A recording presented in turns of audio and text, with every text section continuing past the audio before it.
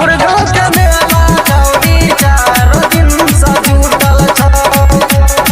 हलालपुर गाँव के मेला चौड़ी 4 दिन से जुटल छ। मां श्यामा रिकॉर्डिंग स्टूडियो संत कबीर चौक 70। हमें जाइए छोड़ी ओरे ओढ़ गे तोरा भा गेलो हमरा देख के डोढ़ गे तोरा भा गेलो हमरा देख के डोढ़ गे। हमें जाइए छोड़ी ओरे ओढ़ गे तोरा भा गेलो हमरा देख के डोढ़ गे। हमें जाइए छोड़ी ओरे ओढ़ गे तोरा भा गेलो हमरा देख के डोढ़ गे। कनो कहबो हम गे तोरा कनो कहबो हम गे तोरा सब पूछल उठल छौ हलालपुर गाँव के मेला चौड़ी 4 दिन से जुटल छ।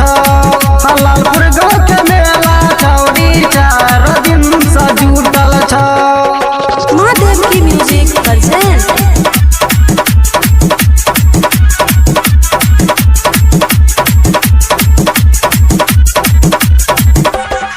हलालपुर गाँव के मेला चौड़ी 4 दिन से जुटल छ।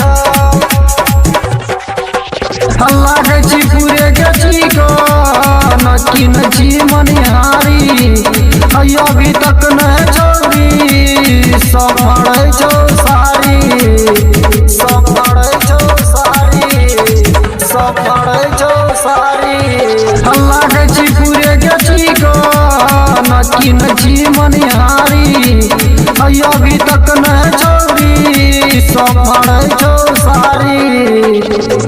कन कहबो हम गतवारा कन कहबो हम गतवारा सब कुछ फूटल छ फूटल छ फूटल छ। हलालपुर गाँव के मेला चौड़ी 4 दिन से जुटल छ। हलालपुर गाँव के मेला चौड़ी 4 दिन से जुटल छ।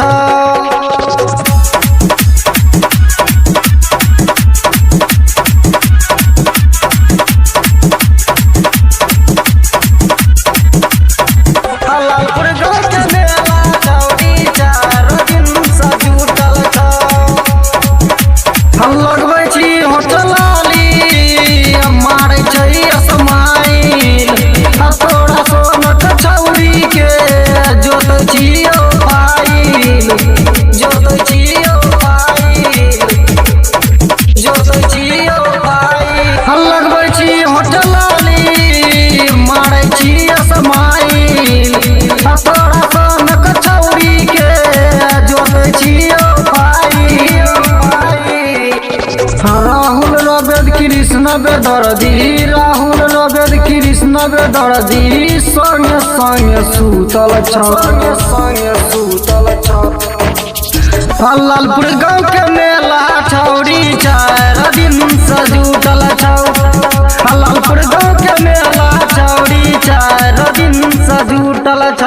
मां श्यामा रिकॉर्डिंग स्टूडियो संत कबीर चौक 70।